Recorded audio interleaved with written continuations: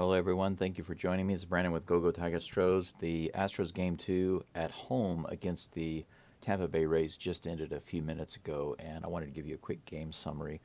I decided not to do anything too complicated for these from now on because it takes up a lot of time to try to get all of that together and get the highlights and everything, and I don't want to do that. I just want to give you a really quick summary of the game and get on with the other things that I have to do, and I'm sure that you would appreciate the quick synopsis as well. The Astros did lose today, right off the bat. I'll tell you that 6-1. A disappointing second game. It was a very interesting game with a lot of strange things happening in it. Blanco didn't have a bad game, but he did give up a two-run shot in the fifth inning, and that pretty much ended his outing. So he pitched 5 2/3 of an inning, didn't quite get to 6, and had 2 earned runs. But Singleton got on the board first with a solo shot, putting the Astros up by 1.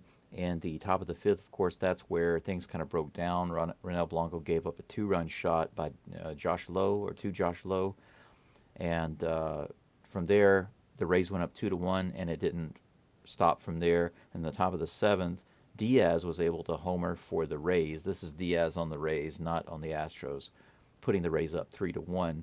In that same inning, Josh Lowe came in and homered to left field, and that put them up 4-1. And I believe those hits were off of Taylor Scott, actually, who was not in his regular form for some reason.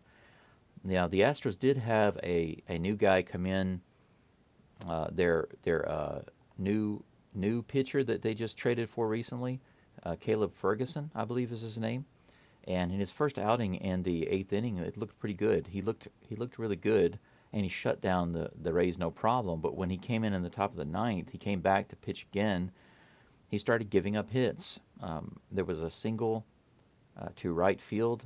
Now, he had given up base runners. He had runners on second and third, and then with a single to right field by Lowe on the Rays, both runs scored. That put the Rays up 6-1.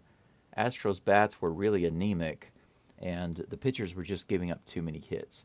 Can't really blame Blanco because he only gave up the two-run shot, but other than that, he didn't give up anything else. The next 4 runs were given up over a series of hits and home runs, a combination of the two, just allowing the Rays to just shut the Astros down completely. They had 13 hits today and no errors. The Astros, however, only had 5 hits the entire game, only 1 run off of the home run by Singleton, and had 1 error. So a completely lackluster performance again by the Astros. Yet again, an anemic offensive performance. Not a bad game by Blanco, only giving up 2 runs, but the Astros don't back him up. The relievers don't do their job, and the Astros hitters don't do their job. It sounds like the same old story from the beginning of the year, but that's all I have for you on the game summary.